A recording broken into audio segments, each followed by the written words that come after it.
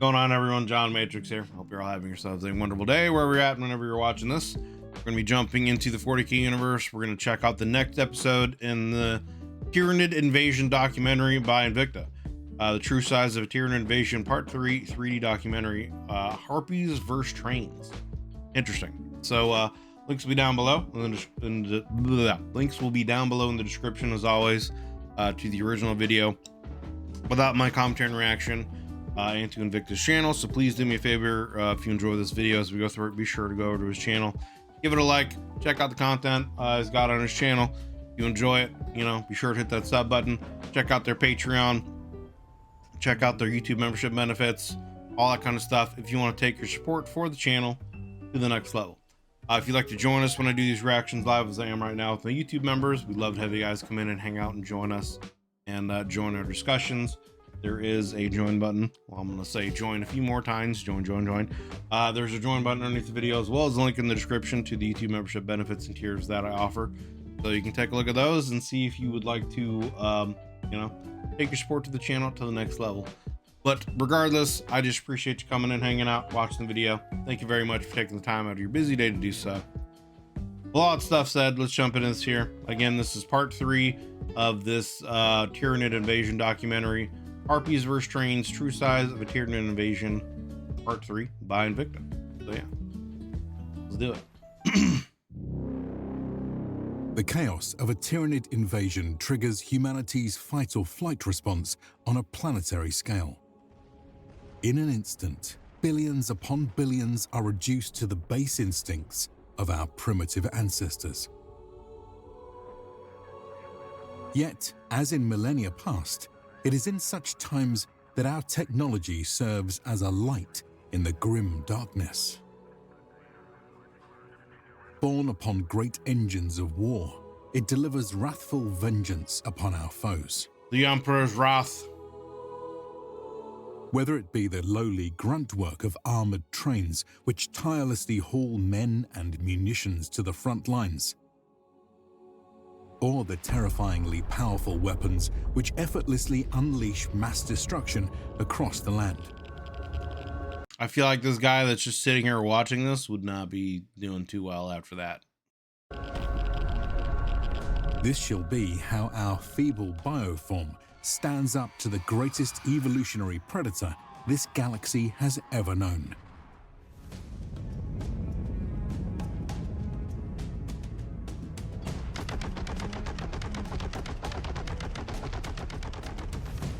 Yet, the hive mind is a canny hunter.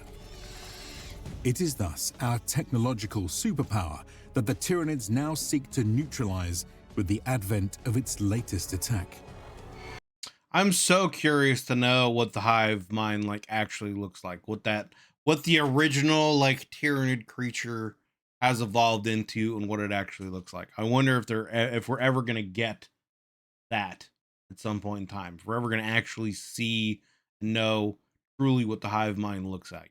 I think they only kind of briefly got into it with one of the ultramarine, I believe, librarians that was that's a psyker that was able to kind of for a moment tap into the hive mind and not be corrupted by it. And I think he described it as some kind of all-consuming dragon or something like that. But I mean, who knows if that's what it actually would be. But I'm so very curious to know that. That's one of the big questions that I have in the 40k universe. What actually does, the hive Tyranid look like?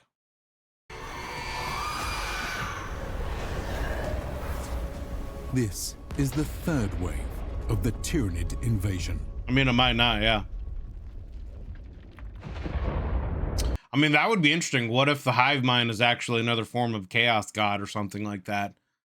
That just has control of the Tyranids in the physical realm. That would be pretty interesting.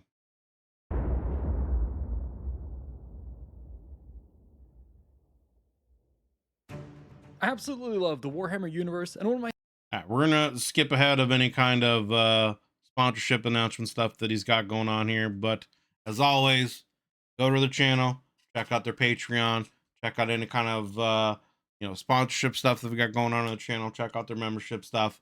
if you want to take your support for Invictus channel to the next level. A fringe Imperial planet faces the nightmarish invasion of a Tyranid hive fleet. In just the first days, eruptions of infiltrator species and gargantuan waves of assault species have unleashed hell across the entire world.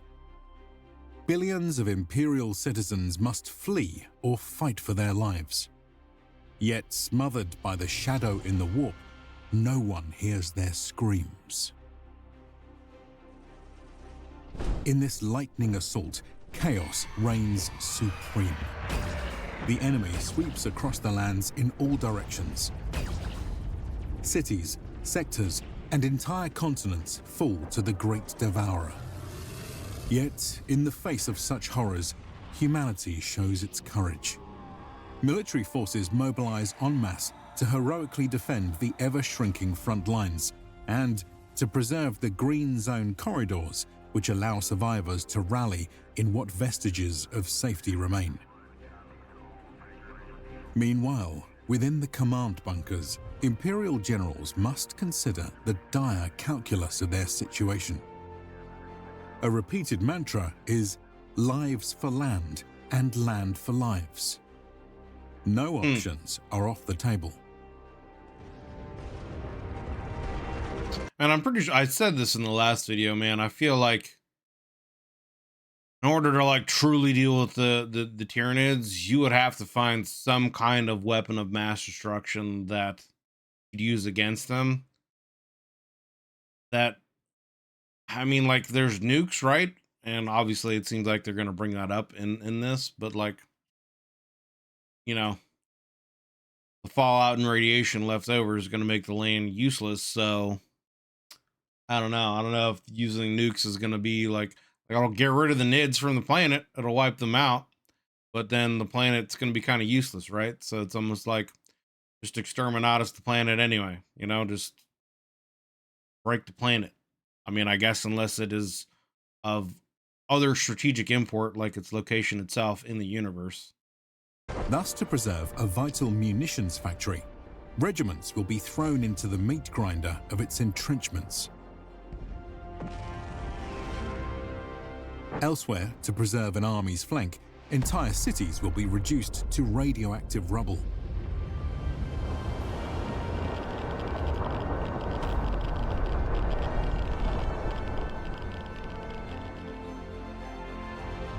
Whatever the choice, the Imperium must bleed men and resources to score victories. I almost feel like also it would almost need to be similarly like a war of attrition against the Tyranids, where you have to make sure you don't give them any kind of biomass whatsoever. And I mean, again, that's where nukes would also come in handy. Like literally just nuclear bombardment, you know, not only wiping out the NIDs, but wiping out any kind of biomass that they could consume, irradiating it, making it not usable. Although, you know, I would assume they're resistant to certain types of radiation, so maybe the radiation wouldn't necessarily affect them. And any kind of, you know, irradiated biomass they might still be able to consume and use. You know, I don't know. Yet, in the scale of a planetary invasion, there is ultimately little hope out of attritioning the Tyranids with such strategies. Yeah. In lieu of stopping a hive fleet in space, the only true way of meaningfully evening the odds will be through the use of weapons of mass destruction. Yeah. Not that one could ever deploy enough WMDs to entirely deplete Tyranid numbers without simultaneously destroying a planet in the process. But with enough damage inflicted, one might convince the invaders that consuming the planet is simply no longer worth the effort. However, the deployment of these arsenals proves increasingly difficult, as the repeated use of any launch site will see itself become the focus of an overwhelming Tyranid response. Yep. A more prepared planet may have contingencies for this in the way of heavily defended facilities, hidden complexes, or mobile strike platforms. Right. I mean, that's where like strategic nuclear submarines, you know, on a planet like this that could be underwater, moving around and be difficult for the Tyranids to find, would be extremely valuable. It's even in such cases, infiltration species may already have sniffed out such high priority targets well. That's true, right? Like if any of the gene stealers or the lictors or whatever have gotten any information about it, it wouldn't matter. In advance of an invasion. Thus, countermeasures will have factored into the hive mind's plan. After all, it has already consumed countless worlds and is no stranger to prey which attempt to use such deterrents. In our case, the under-equipped and underprepared Imperial defenders make do as best they can. WMDs are launched at enemy concentrations in sectors which have been lost. Forces on the retreat leave booby-trapped ordnance for their pursuers, and units on the verge of being overrun set up dead-man switches to take out as many of the foe as possible when their doom inevitably comes. Thus, the Tyranids begin to suffer quite heavy blows in the opening stages of the fight. However, these have largely been absorbed by the first two sacrificial waves of basic bioforms. Right. Now that the threat of WMDs has diminished, more expensive species will be deployed for the third wave. To get a better understanding of this phase of the invasion, let us return to the battle lines which rage around the young hive city, Penitent Spire. Across the region, the Army Corps have been holding the line thanks to a steady stream of reinforcements and supplies. Zooming in to the southeastern sector, we see how these logistical systems are safeguarded by armored trains, reserve units, and distributed depots brimming with anti-air and artillery emplacements. See, again, right, you know, I said this in the last video too, it's like, how are you really going to be able to protect all this stuff when this is like an orbital invasion? Like the Tyranids literally surround the entirety of the planet and could essentially, like, you know, we're going from like World War I tactics to like D-Day World War II invasions, where they could essentially send in all kinds of paratrooper type units to get behind these actual lines and break up any kind of supply coming in. And once they do that, this line and then a back line would converge on, you know, the guard main lines and just essentially crush them. Right? You know what I mean? So it's like, I don't know how you really can like truly set up things like this to defend against them. One of the first priorities of the Tyranid third wave will be to disrupt their operations. One specialized bioform is the Ravener.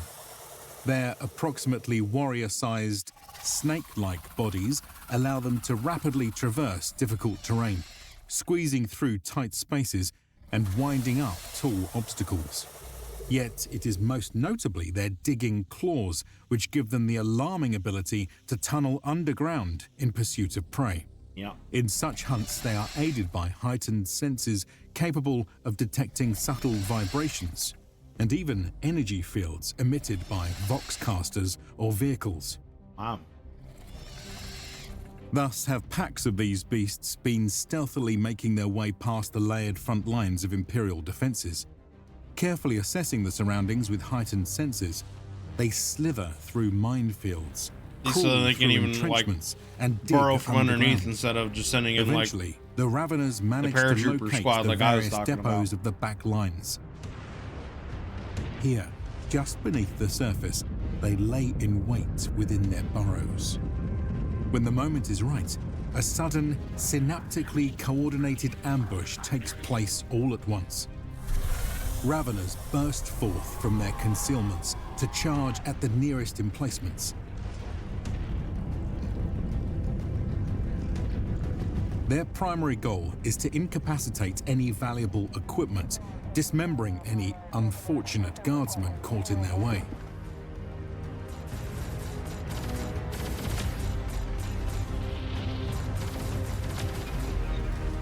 Thus, as power cabling is sliced, fuel lines are punctured, and control mechanisms are spoiled, the operations of the Imperial Guard depot grind to a halt. For the first time since they spun up to repel the invaders, the cacophony of artillery and anti-air fire has finally diminished. Though guardsmen are quick to put down the Raveners and to begin emergency repairs, the damage has been done. In this brief window of opportunity, Tyranid dropships have managed to slip through the back lines. There we go. In response, Imperial reserves now mobilize to keep their spread in check. But another bioform is on its way to disrupt the balance of power. The Tyranid Harpy is a monstrous flying creature with a long, sinuous body of even larger size than that of a Ravener and many times that of the more diminutive gargoyle. Its truly impressive figure is revealed with the unfurling of its massive wings, which span around 10 to 15 meters across. These beat with incredible force to not only keep the beast aloft, but to propel it to great heights and incredible speeds. Various genetic alterations help make flight easier. For instance, the Harpy has a more hollow biostructure, which makes it far lighter than comparably sized ground-based creatures. I was gonna say, right, like, how is this thing gonna be able to really fly, maintain flight speed, etc., with like all this, you know, chitinous carapace armor on it? So it would have to be vulnerable, you would think, to, you know, any kind of fire, right? You wouldn't think it would be able to be as armored and still take flight, but who knows, man? You know, they've evolved in crazy ways. Yet, as a consequence, this leaves it more susceptible to damage, which might otherwise be shrugged off by the likes of a Carnifex. There we go. To compensate for this, weak points of its head and body are reinforced with chitinous plating. The scale of the Harpy makes it a formidable weapons platform. For instance, frontal arms that might otherwise feature scything talons can instead be spawned with twin-linked strangle-thorn cannons or heavy venom cannons, capable of devastating infantry squads or crippling heavy vehicles. In addition, bloated cysts on the underside of the creature may be impregnated with spore mines. When the moment is right, they will rupture to rain down ordnance on unsuspecting targets. But one of the most feared weapons of a Harpy, and the one which earned it its namesake, is the creature's piercing shriek. Such is its pitch and volume that unprotected targets are left deafened and disoriented by the sonic blast. In close proximity or in large groups, the violent trauma of Harpy shrieks have reportedly It sounds like the wraiths from Lord of the Rings. Even killed opponents. Now these terrible calls will sound across the front. Soaring high above, Harpies lead swarms of gargoyles up and over the warring battle lines and past the anti-air positions, still reeling from the Ravener ambush. Sirens sound from down below as Imperial spotters attempt to track the penetrations of these aerial hordes. Valkyries move to engage. In prior battles, these warbirds had no issue swatting down the small packs of gargoyles. Now, however, the Tyranids gather in far larger clouds, which will require entire squadrons to take down. Yet, just as the Imperial gunships make ready their strafing runs, something massive blots out the sun overhead. With barely a moment to react, Harpies diving at incredible speeds are upon them. Shrieks shatter instrument panels, bioweaponry melts hulls, and scythes dismember all that is left.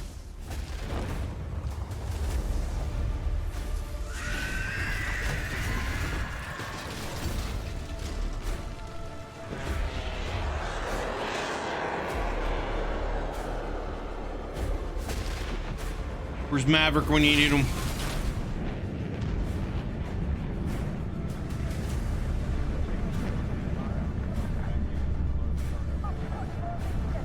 The wreckage of the Valkyries plummets to the ground. With another piercing shriek, Harpy assailants rejoin their formations, headed north.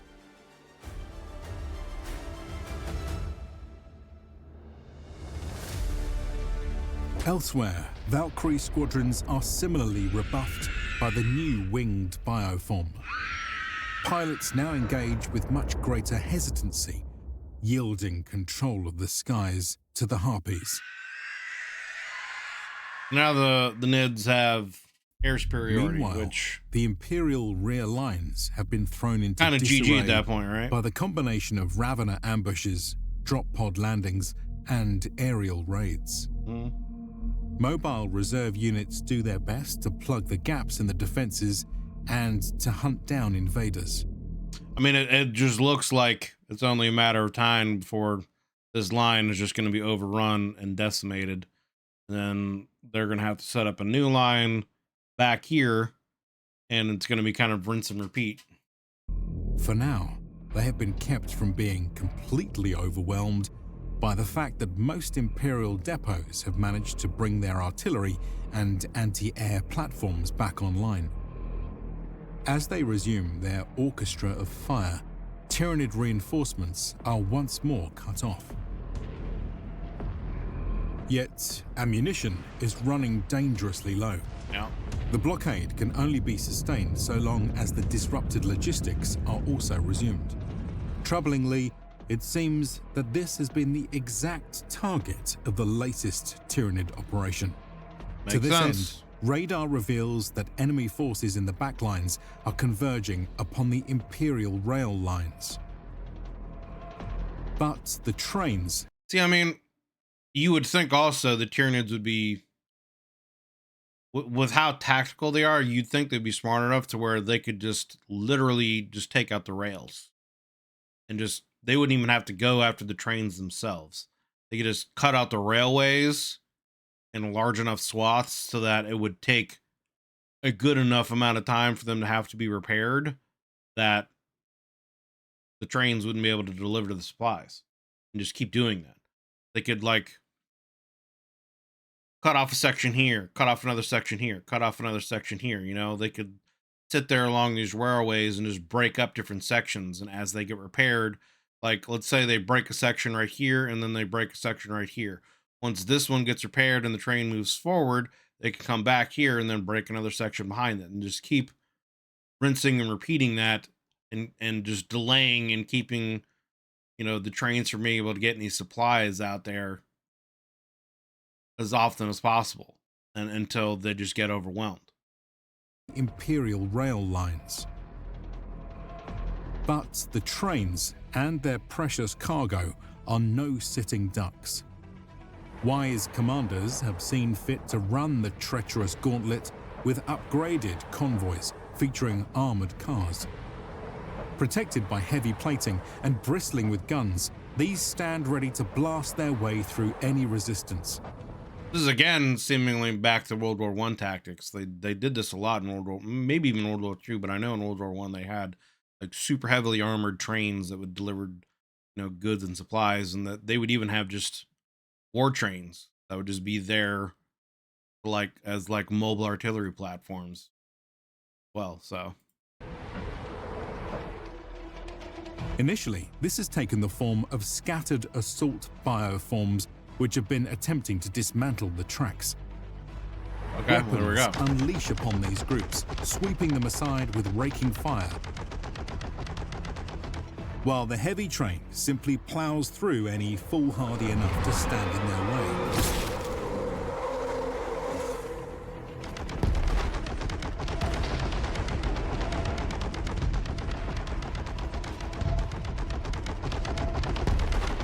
But it is from the Tyranids' aerial forces that the true danger lies. All right. Up ahead, Harpies have been disgorging clusters of spore mines around the rail lines. Elsewhere, train conductors have, either intentionally or not, charged through these clusters at full speed. Though some have made it through, many such instances have resulted in crippling damage to the train and the rail line. Right. So now you've got these trains that can't be moved. They're blockading. The trains have essentially become a blockade on the rail line itself. In our own case, the armoured train exercises sufficient caution to slow down. Minesweeper teams quickly peel out to clear the tracks, Now they're while the vulnerable to remaining the Harpies. troopers and gunners remain on high alert overwatch. But they are not the only ones watching. Soon, Tyranids from all sides emerge to charge the stationary convoy. Packs of termagants close the distance, while their winged gargoyle brethren follow overhead. Guardsmen and turrets unleash on these targets from across the train's entire length. See, and the other thing is too, is like, these trains aren't only having to act as, you know, delivery for all of these supplies, they also themselves need a certain amount of ammunition to be able to defend themselves. So it's almost like a double-fold thing. They're having to keep using even more ammunition on the trains alone, and then having the trains deliver supplies, tanks, personnel, etc.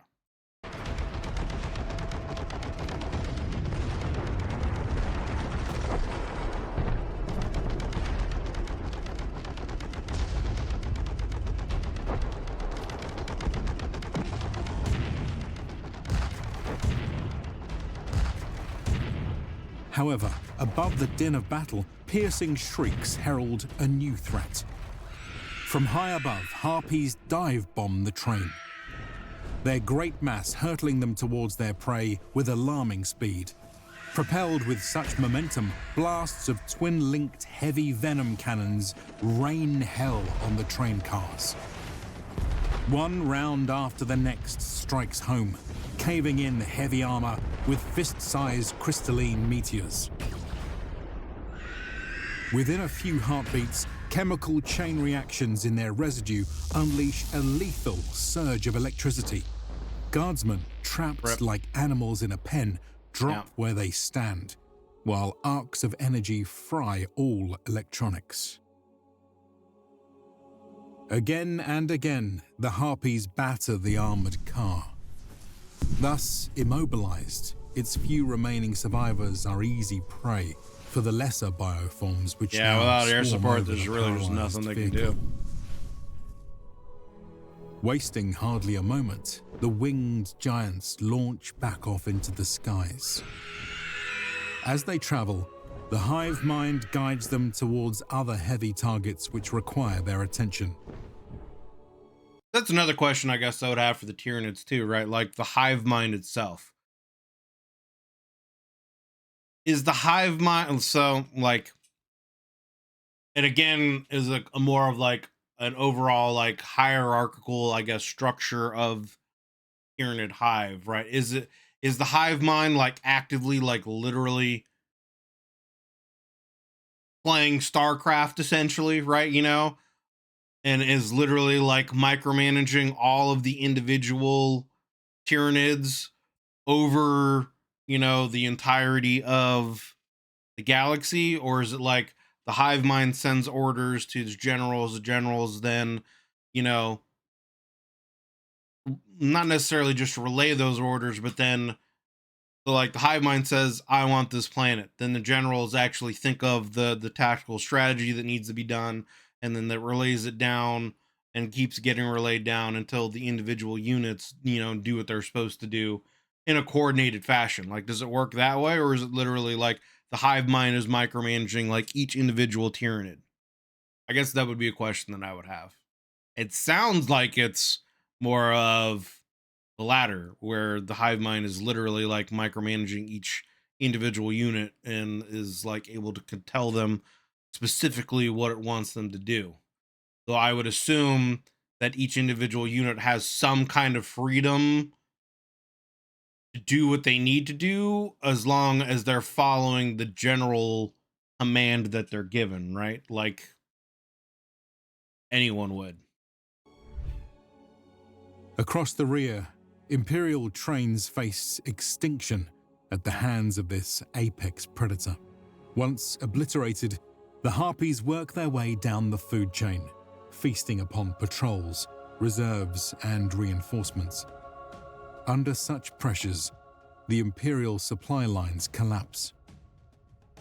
The situation has now become dire for the Imperial front lines. Yep. Commanders, increasingly starved of supplies, must now watch their backs and divert units to the rear. Hunt and kill missions efficiently fight back against the Harpy threat. But each gallon of fuel consumed, each box of munitions expended, and each missile launched represents a finite tick in the counter towards empty. Also more land you're going to end up having to give up.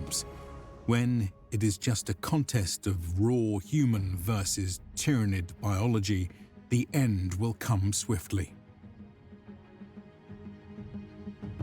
Yet, if the Imperium can hold out just a bit longer, control might once more be re-established, and with it, the hope of fresh supplies, with which to restore mankind's great technological equalizer.